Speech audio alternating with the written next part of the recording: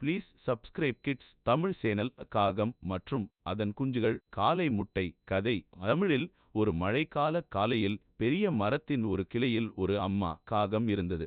அந்தக் காகம் தன் கூண்டில் 4 முட்டைகளை வைத்து அவற்றை அன்புடன் காத்து கொண்டிருந்தது. காலையில் சூரியன் உதித்ததும் காகம் தன் சிறிய குஞ்சுகளுக்காக உணவு தேடி செல்ல வேண்டும் என முடிவு செய்தது. ஆனால் அது கிளம்பும் முன் தன் முட்டைகளுக்காக கவலையாய் காணப்பட்டது. அதிக நேரம் விட்டுவிடக் கூடாது, ஏனெனில்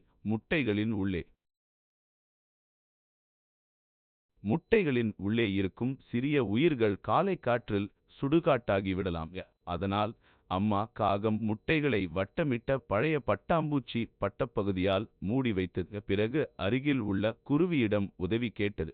அந்த குருவி ஒவ்வொரு மணி நேரத்திற்கும் ஒரு முறை கூண்டில் வந்து பார்த்துவிட்டு காகத்திற்கு தகவல் தர வாக்களித்தது. காகம் உணவு தேடி சென்றது. அதற்கிடையில் குஞ்சுகள் முட்டையின் உள்ளே நகரத் தொடங்கின. சுட்டியான ஒன்று கூட முட்டையை உடைக்கும் முயற்சி செய்யத் தொடங்கியது. அதற்குள் அம்மா காகம் உணவுடன் திரும்பியது. முட்டைகளைப் பார்த்தும் அவை சில நேரத்தில் வெடிக்கப் போகின்றன என்பதை உணர்ந்து மாலை நேரம் வந்து ஒரு சிறிய குடுகுடு ஒலி. முதல் குஞ்சு வெளியே வந்தது. அம்மா காகம் மகிழ்ச்சியில் ஆனந்தக் குரல் எழுப்பியது.